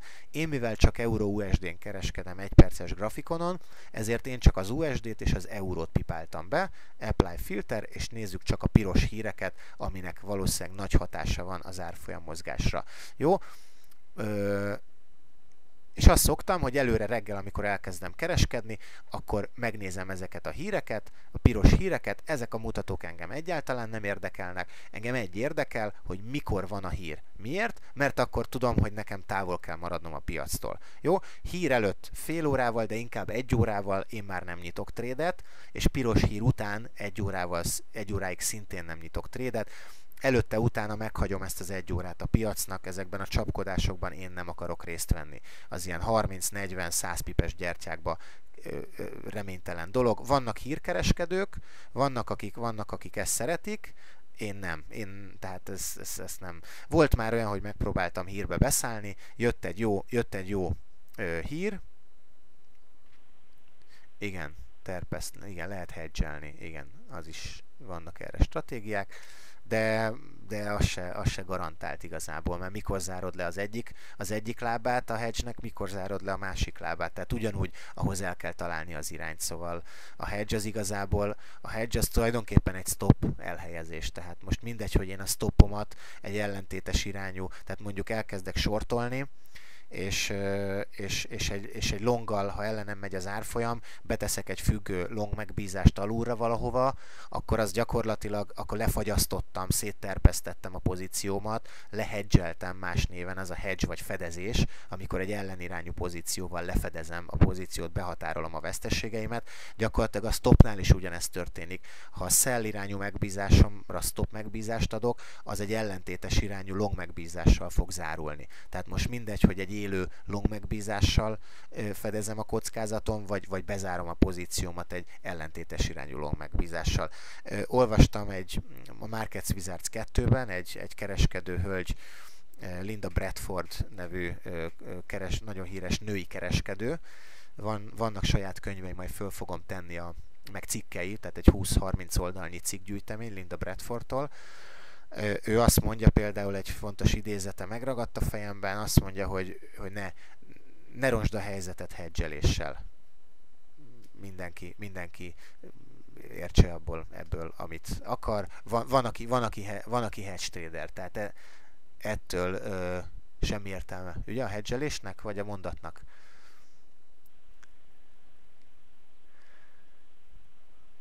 Igen. Hát az tulajdonképpen egy stop megbízás. Jó, én is alkalmaztam, volt, hogy bejött, volt, hogy nem, volt, hogy csak a veszteségeket növeltem vele, mindegy. De vannak erre is stratégiák. Semmit nem szabad elvetni, az a lényeg, hogy neked mi működik és mi nem. Jó? Tehát így pálcát stratégia fölött nem szabad törni, mert az, ami neked nem működik, lehet, hogy azzal más pénzt keres, és fordítva. Ezért szép ez a piac. Itt mindenkinek lehet igaza. Két olyan embernek is, aki egymással teljesen ellentétes véleményt képvisel. Jó, ez volt a Forex Factory, tehát azt csinálom, hogy megnyitom a chartot, és azt mondjuk nézzük a holnapi napot, gyorsan holnapi napot, 5-én 14:30-kor, na ez a legdurvább mozgás, föl fogok tenni egy videót, és fel is fogom ezt venni a holnapi 1 perces mozgást. A június elejé non-farm NFP jelentés, tehát ez a non-farm payroll, ami minden hónap első péntekén 18:30-kor kerül publikálásra. Na ennek vannak a legdurvább piacmozgató hatásai, plusz az ECB sajtótájékoztatóknak, illetve kamatdöntő üléseknek. Jó, ilyenkor óvakodnod kell, menekülni a piacról, vagy legalábbis nekem, az én fogalmaim és az én szabályrendszerem szerint. Van, aki ezt szereti, van, aki ezt imádja. Jó, ilyenkor vannak a 100 pipes gyertyák. Nos, tehát én ezt bejelölöm magamnak ide a chartra egy függőleges vonallal, 14:30, azt mondja itt egy vertical line, függőleges vonal, itt látjátok a piros mezőben itt, hogy ez mit fog jelenteni, milyen időpontot, tehát 5-én 14:30, ugye itt tudjuk, hogy az IronFX órája 1 órával előbb van, mint a miénk, tehát ott 15:30-ra kell nekem tenni. Nézzük az 1 óráson, 15:30-ra kell tenni a hír. Jó, ezt majd fél óra, ezt majd a 30 perces grafikonon, ha odébb értünk, akkor tudjuk finomítani, de én akkor ide rakom magamnak 15 órához, tehát 14, ez helyi idő szerint 14 óra lesz, tehát tudom, hogy 14 órakor én már nem nyithatok trédet. Nekem itt van egy figyelmeztető piros vonal. Vannak egyébként indikátorok erre, vagy expertek, amik berajzolják neked a chartra a híreket, sőt be is mondja neked. Tehát bármit meg lehet itt a MetaTrader-ben csinálni. Jó, ez volt a Forex Factory. Jó, használjátok ezt is, nagyon hasznos. Tehát nem a hír érdekel engem, hanem a hír időpontja. Berajzolom magamnak a chartra, az adott napra előre, és előtte-utána fél, de inkább 1 órával igyekszem nem kereskedni. Ha trade-ben vagyok mégis, akkor nullába húzom a stoppomat, vagy pozitívba, és megóvom a kis profitomat, mert itt nagy csapkodás lesz. Lehet, hogy kivágja a stoppomat, aztán megy 100 pipet az irányomba. Azt rossz végignézni. Jó. Oké.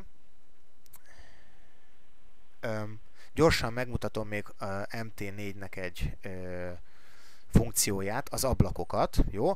Amikor valaki több devizapáron kereskedik, és nézi a korrelációkat, azaz a devizapárok együtt mozgását, jó? Vannak korrelációs mutatók devizapárok között, pillanat, a következő oldalon mataf.hu, azt hiszem. Várjátok csak.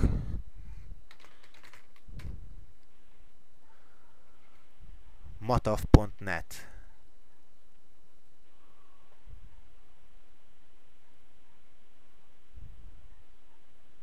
Nem?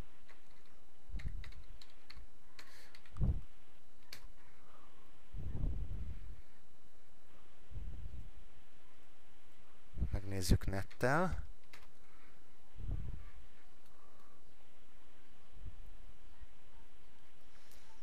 Mindegy, beírjátok a keresőbe ide, hogy devizapárok korrelációi, és lesznek erre táblázatok, jó? Hogy különböző devizapárok hogy korrelálnak egymással. Mindegy, a lényeg az, hogy valaki szeret látni egyszerre több devizapárt. Akkor azt mondjuk, vagy több devizapárt figyelni, azt mondjuk 1, 2, 3, 4, mondjuk figyelek 4 devizapárt, és ugye csak mondjuk egy monitoron van, aki 8 monitorral trédel, annak könnyebb dolga van, nekem egy nagy monitoron van mondjuk, egyébként 2, akkor itt ablak, és el tudjuk különböző rendszer szerint az ablakokat rendezni.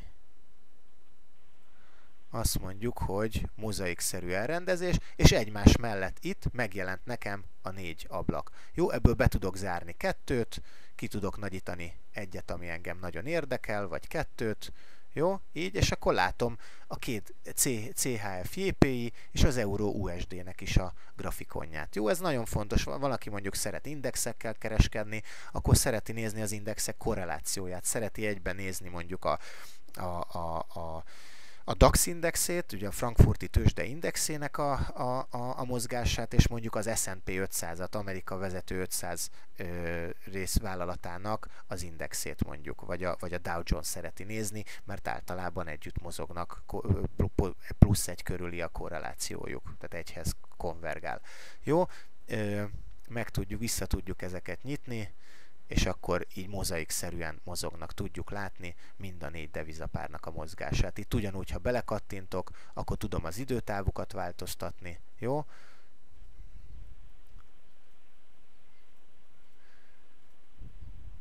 Jó, itt még egyszer egy ablakra rámegyek, azt mondjuk mozaikszerű, jó, és akkor négy csártnál többet nem célszerű, mert akkor meg nagyon picik lesznek, jó? De így jobban tudod menedzselni a trédjeidet. Tehát, hogyha akár mondjuk van 4 darab tréded, 4 különböző devizapáron, vagy 2 vagy 3, akkor ezeket rakhatod egy képernyőre 4 különböző ablakba, és akkor látod mind a 4-et, hogy viselkedik, jó? Tehát ezek az ablakok, ez hasznos dolog lehet, hogyha valaki több devizapárt figyel, vagy több devizapáron kereskedik, vagy több devizapáron van egyszerre nyitva. Jó? Na, akkor ezek voltak az ablakok, csártok elrendezése. Gyorsan szeretnék nektek nyomni 2 képet, amit a Facebookon találtam. Látjátok ezt a képet, ami most feljött?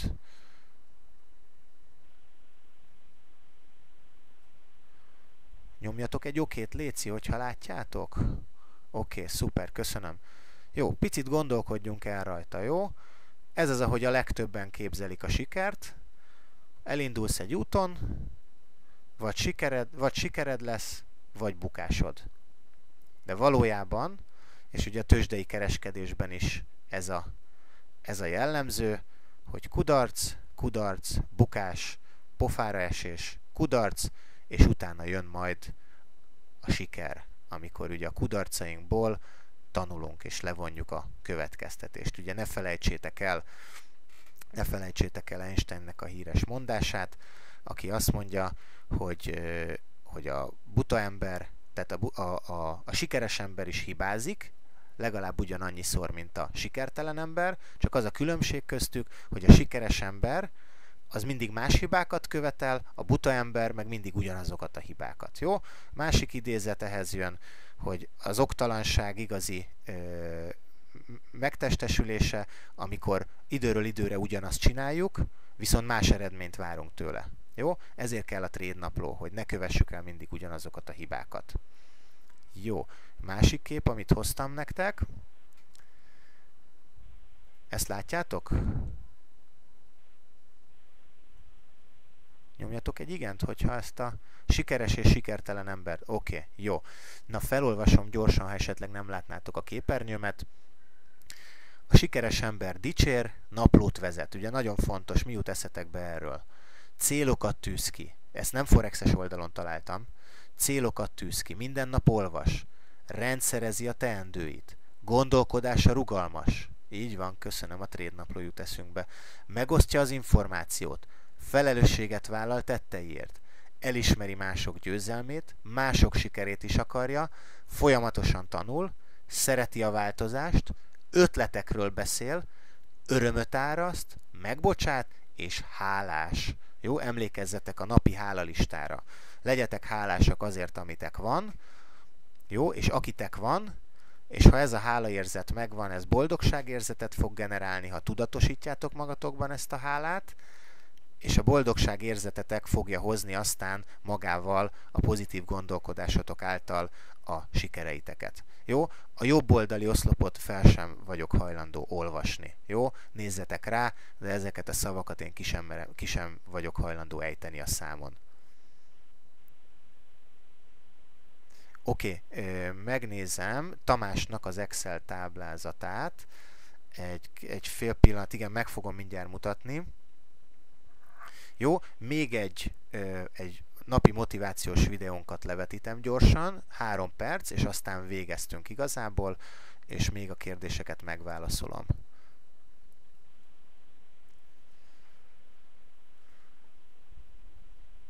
Picit megosztom a YouTube-ot.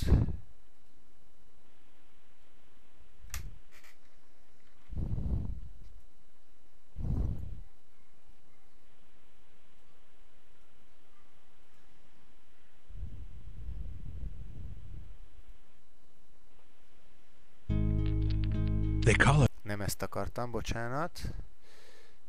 Egy fél pillanat.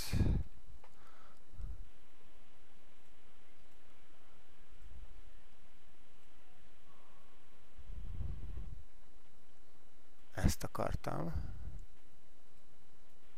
Today, gentlemen, I've been honored to coach.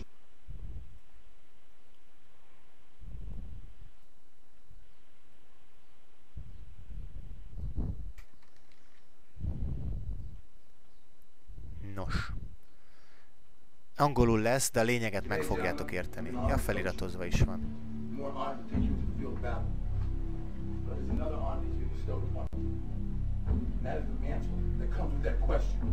Who am I? I am a champion!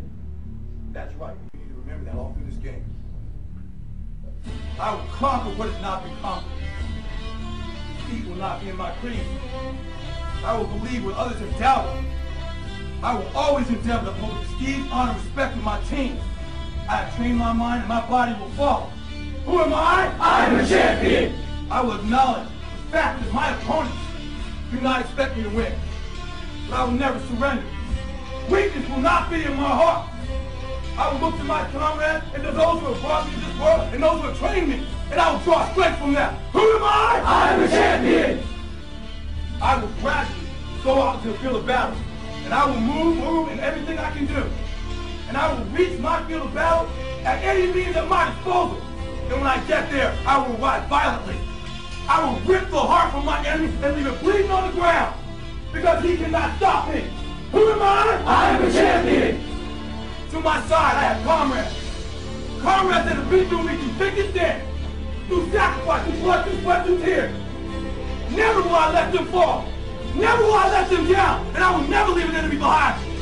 Because our opponent does not know my heart. Who am I? I am a champion! No one will deny me. No one will define me. And no one will tell me who and what I am and can be. Belief will change my world.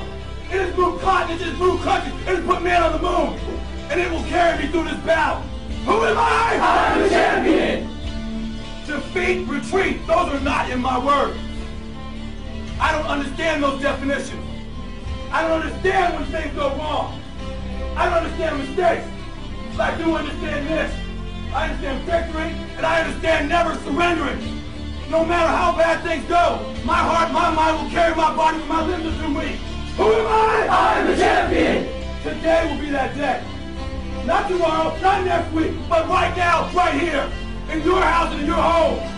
Who am I? I'm the champion! History will remember me!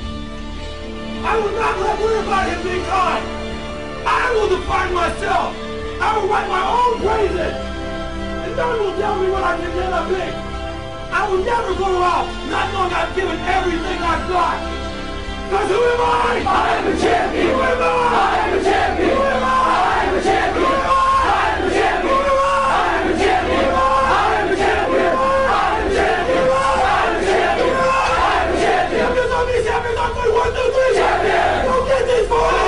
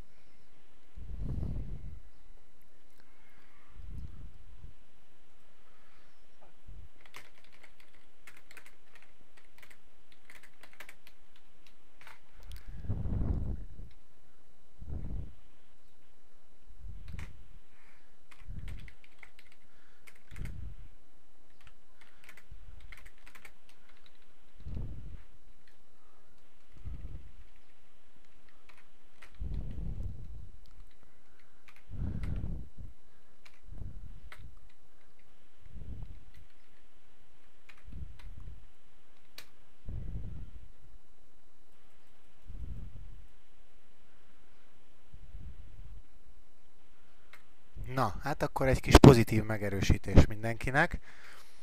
Bajnokok vagyunk, jó? Nem adjuk fel. Csináljuk. Bármit is csinálunk, nem adjuk fel. Ez az egyedüli dolog, ami sikerre visz, a kitartás. Akármilyen dologban vagy benne. Jó, ne haragudj, Tomi, a trade naplódat következő alkalommal fogom elővenni, jó? Mert mennem kell. Jó. Még egy dolog. Igen, még a trade naplóhoz még csináljatok egy olyan fület, hogy watchlist. Jó? Tehát egy figyelő listát, hogy melyik trédek, melyik devizapárokon kerestek beszállót. Jó? Tehát egy watchlistet, írjátok az instrumentumot, hogy melyik instrumentumokon láttok beszálló közeli, de még meg nem valósult helyzetet. És írjátok be, hogy mikor kell melyik devizapárt figyelni, melyik gyertyazáródáskor. Jó? Tehát fontos a watchlist, hogy magyarul várományos trédek, jó? Legyen egy ilyen füle is a trade naplónak, jó? Egy közérdekű közlemény még, kedden 18 órakor lesz az előadás, 18:30 helyett, mert lesz a Zöld Párdomban egy nagyon jó koncert, aki szereti a hardcore-t, jöjjön velem, Suicidal Tendencies, Venice Beachről, West Coast, nagyon jó, hallgassátok, vagy gyertek, jó? Persze ez egy kis rétegzene. Na, én ott leszek 20 órakor, kedden a Zöld Párdomban, ez egy kis privát információ volt. Jó, akkor nagyon szépen megköszönöm mindenkinek, hogy velem voltatok, együtt voltunk. Most különleges házi feladat nem lesz, akartam már indikátorokat föltenni a chartra veletek, és egy kis indikátoros stratégiát mutatni, de most nem kapkodunk vele, ráérünk kedden is ezt majd csinálni. Jó, úgyhogy maradjatok az F12-vel a backtesztelésekkel, léptessétek a chartot, ismerkedjetek az MT4-jel, a grafikonnal, jó? És akkor kedden találkozunk. Nézegessétek az eddigi csártokat, az eddigi házi feladatokat, azért vannak elmaradások pár embernél, azokat próbáljátok meg a hétvégén pótolni. Tomi kérdezi, hova raktam a PDF-eket, mutatom neked. Azt mondja, hogy mindjárt belinkelem.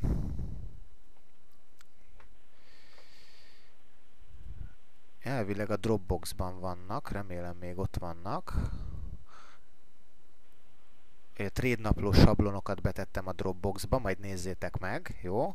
Tehát itt vannak a Dropboxban a trade napló sablonok, és az egyéb anyagok, tehát itt látjátok a linket.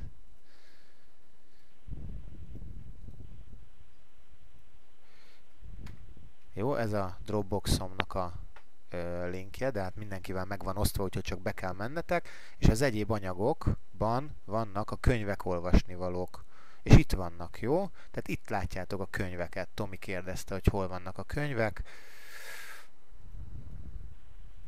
Itt vannak a könyvek. Jó? Ott a Dropboxban. Jó, visszanézem a kérdéseket. Oké, mobilról skalpolunk. Hát, inkább azért éppen célszerűbb azzal foglalkozni, amit éppen csinálsz, és azokra összpontosítani, akikkel éppen vagy. Mert hogyha trédelsz közben, akkor azért nehéz másra. Ezt tapasztalatból mondom, ezeket én megjártam. Nem jó úgy mondjuk egy családi eseményen lenni, hogy közben a mobilomat kell nézni, hogy van a pozícióm. Hát lehet mobilról skalpolni, nem az a lényeg, csak ha közben mást is kell csinálnod, úgy azért nehéz. Azt mondja Tamás, mezei embereknek esélytelen, ha jól tudom, ugye a hírek. Ha profik fizetős szolgáltatásokkal, tudtommal sokkal hamarabb kapják meg a híreket, és ez pont elég, hogy te már későn szállj be. Így van. Tehát mondom még egyszer, én hírre nem kereskedek, és nem is bátorítok senkit rá. Nem is bátorítok rá senkit, hanem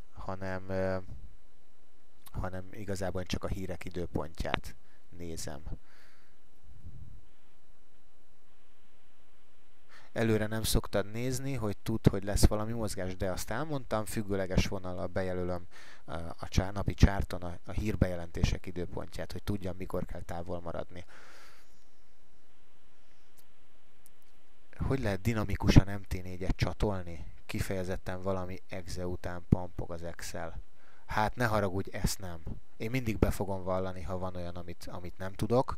Jó, Tomi, ne haragudj, nem tudom, hogy lehet dinamikusan csatolni az MT4-et az Excelhez. De utána fogok kérdezni. Jó, felírom.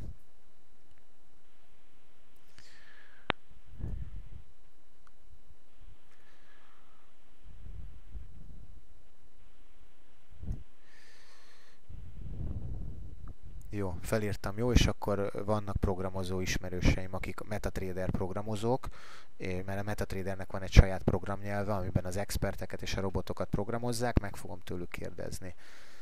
Miért van maximális relatív drawdown? Nem tudom. Utána fogunk nézni, nem használom. Nem tudom pontosan, hogy mit jelent, nem akarok hülyeséget mondani. Inkább meg fogom mondani, hogy nem tudom, az szerintem sokkal jobb, mint hogyha hülyeséget mondok, és az erdőbe viszlek titeket vele.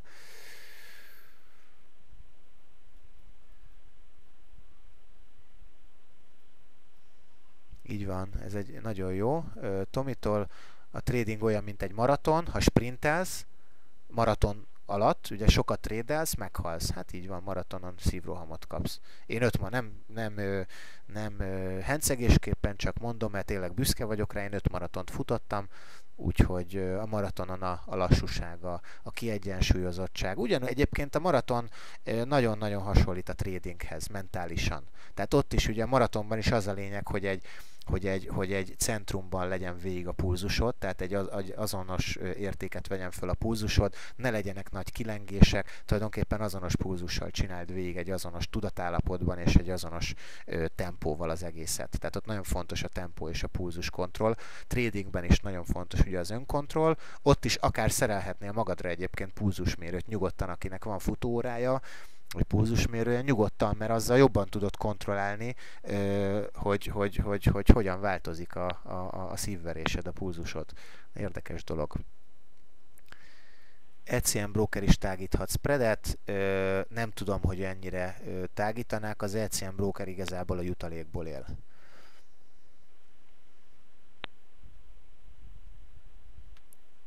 Azt mondja Bence, hogy az elején láttam a videókat, amiket lejátszottál, azóta nincs kép, remélem volt utána már.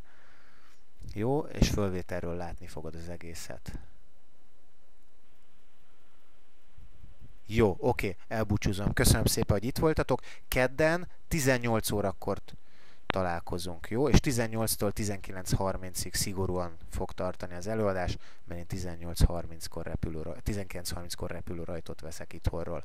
Üdv mindenkinek, jó hétvégét, gyakorolgassatok, olvassatok, hallgassátok a hanganyagokat, akinek elmaradásai vannak, pótolja, és jelölje nekem a táblázatba online. Jó trédnaplókat osszatok meg velem, üdv mindenkinek, jó hétvégét, élvezzétek a meleget meg a nyarat, sziasztok!